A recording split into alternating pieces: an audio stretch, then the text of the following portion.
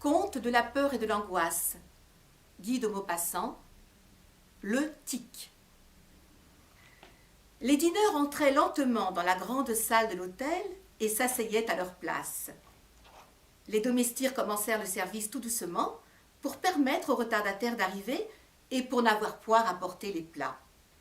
Et les anciens baigneurs, les habitués, ceux dont la saison avançait, regardaient avec intérêt la porte chaque fois qu'elle s'ouvrait, avec le désir de voir paraître de nouveaux visages. C'est là la grande distraction des villes d'eau. On attend le dîner pour inspecter les arrivées du jour, pour deviner ce qu'ils sont, ce qu'ils font, ce qu'ils pensent. Un désir rôde dans notre esprit, le désir de rencontres agréables, de connaissances aimables, d'amour peut-être. Dans cette vie de côtoiement, les voisins, les inconnus prennent une importance extrême. La curiosité est en éveil, la sympathie en attente et la sociabilité en travail. On a des antipathies d'une semaine et des amitiés d'un mois. On voit les gens avec des yeux différents, sous l'optique spéciale de la connaissance des villes d'eau. On découvre aux hommes, subitement, dans une causerie d'une soir, 1 heure après le dîner, sous les arbres du parc où bouillonne la source guérisseuse, une intelligence supérieure et des mérites surprenants. Et 1 mois plus tard, on a complètement oublié ces nouveaux amis, si charmants au premier jour. Là aussi se forment des liens durables et sérieux, plus vite que partout ailleurs. On se voit tout le jour, on se connaît très vite, et dans l'affection qui commence se mêle quelque chose de la douceur et de l'abandon des intimités anciennes. On garde plus tard le souvenir cher et attendri de ses premières heures d'amitié, le souvenir de ses premières causeries par qui se fait la découverte de l'âme, de ses premiers regards qui interrogent et répondent aux questions et aux pensées secrètes que la bouche ne dit point encore, le souvenir de cette première confiance cordiale, le souvenir de cette sensation charmante d'ouvrir son cœur à quelqu'un qui semble aussi vous ouvrir le sien. Et dans la tristesse de la station de bain, la monotonie des jours tout pareils rendent plus complète d'heure en heure cette éclosion d'affection. Donc, ce soir-là, comme tous les soirs, nous attendions l'entrée de figures inconnues. Il n'en vint que 2, mais très étranges, un homme et une femme, le père et la fille. Ils me firent l'effet tout de suite de personnages d'Edgar Poe, et pourtant il y avait en eux un charme malheureux. Je me le représentais comme des victimes de la fatalité. L'homme est très, très grand et maigre, un peu voûté, avec des cheveux tout blancs, trop blancs même pour sa physionomie jeune encore. Et il avait dans son allure et dans sa personne quelque chose de grave, cette tenue austère que gardent les protestants. La fille, âgée peut-être de 24 ou 25 ans, était petite, fort maigre aussi, fort pâle, avec un air las, fatigué, accablé. On rencontre ainsi des gens qui semblent trop faibles pour les besognes et les nécessités de la vie, trop faibles pour se remuer, pour marcher, pour faire tout ce que nous faisons tous les jours. Elle était assez jolie, cette enfant, d'une beauté diaphane d'apparition, et elle mangeait avec une extrême lenteur, comme si elle eût été presque incapable de mouvoir ses bras. C'était elle, assurément, qui venait prendre les eaux. Ils se trouvèrent en face de moi, de l'autre côté de la table. Et je remarquai immédiatement que le père avait un tic nerveux fort singulier. Chaque fois qu'il voulait atteindre un objet, sa main décrivait un crochet rapide, une sorte de zigzag affolé, avant de parvenir à toucher ce qu'elle cherchait. Au bout de quelques instants, ce mouvement me fatigua tellement que je détournai la tête pour ne pas le voir. Je remarquai aussi que la jeune fille gardait, pour manger, un gant à la main gauche. Après dîner, j'allais faire un tour dans le parc de l'établissement thermal.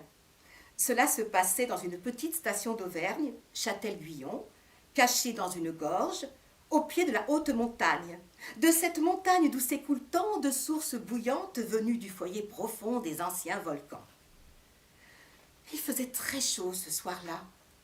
J'allais de long en large dans l'allée ombreuse, évoquant sur le mamelon qui domine le parc la musique du casino jetait ses premières chansons. Et j'aperçus, venant vers moi, d'un pas lent, le père et la fille. Je les saluai comme on salue dans les villes d'eau ses compagnons d'hôtel. Et l'homme, s'arrêtant aussitôt, me demanda: « Ne pourriez-vous nous indiquer une promenade courte, facile et jolie, si c'est possible, et excusez mon indiscrétion ?» Je m'offris à les conduire au vallon où coule la mince rivière. Vallon profond, gorge étroite, entre deux grandes pentes rocheuses et boisées. Ils acceptèrent, et nous parlâmes, naturellement, de la vertu des villes d'eau. « Oh, disait-il, ma fille a une étrange maladie dont on ignore le siège. Elle souffre d'accidents nerveux incompréhensibles. Tantôt on la croit atteinte d'une maladie de cœur, tantôt d'une maladie de foie, tantôt d'une maladie de la moelle épinière.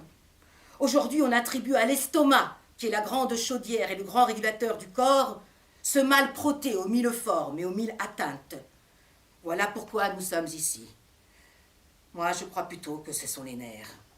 En tout cas, c'est bien triste. » Le souvenir me vint aussitôt du tic violent de sa main, et je lui demandai: « Mais n'est-ce pas là de l'hérédité? N'avez-vous pas vous-même les nerfs un peu malades ?» Il répondit tranquillement: « Moi? Mais non.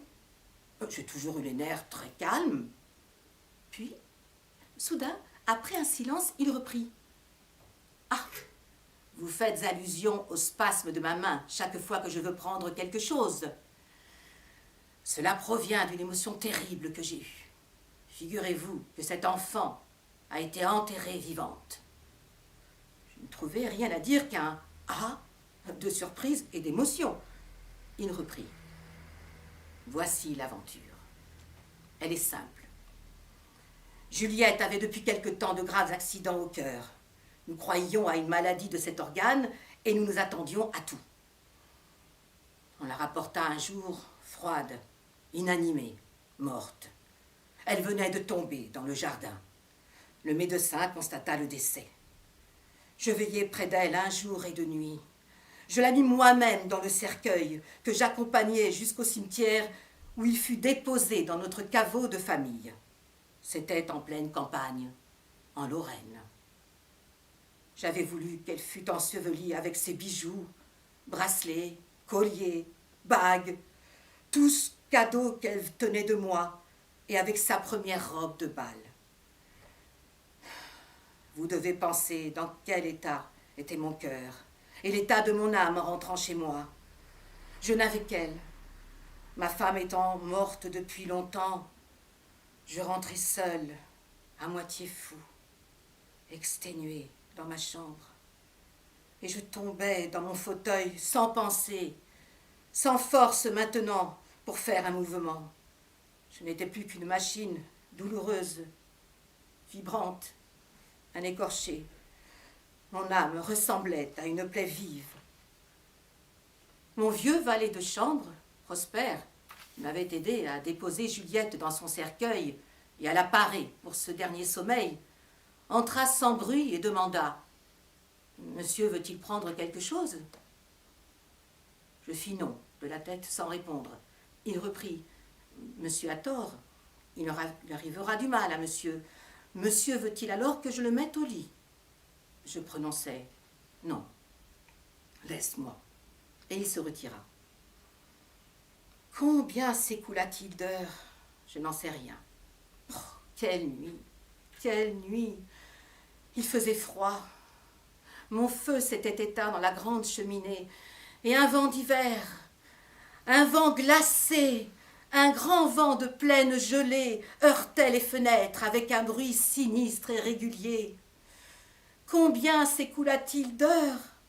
J'étais là, sans dormir, affaissée, accablée, les yeux ouverts, les jambes allongées, le corps mou, mort, et l'esprit engourdi de désespoir.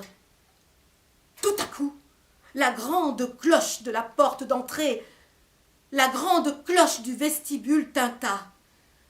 J'eus une telle secousse que mon siège craqua sous moi.